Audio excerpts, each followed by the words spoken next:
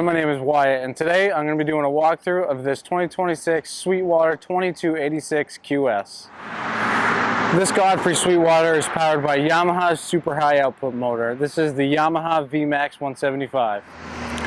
Now moving to the inside of the boat, what really makes this QS model super special is its layout and design. You have 4 different chairs right here in the middle, super comfortable. They're on swivel bases, as well as it gives you a lot more room on the inside of the boat for different activities. Moving to the helm, this Godfrey Sweetwater has Godfrey signature gauges right at the dash, as well as it's powered by Lawrence Eagle 5 fish finder. Also has Clarion audio, which is a nice upgrade. As well, on the right hand side, you do have a phone charger. Up here at the bow of the boat, you have a nice lounge area. On each side of the seats, you have 2 cup holders and a speaker. Everyone, thank you for checking out the video today on the 2026 Godfrey Sweetwater 2286QS. I hope you enjoyed the video. If you want to see it, come on down to 290 West River Road and check it out for yourself.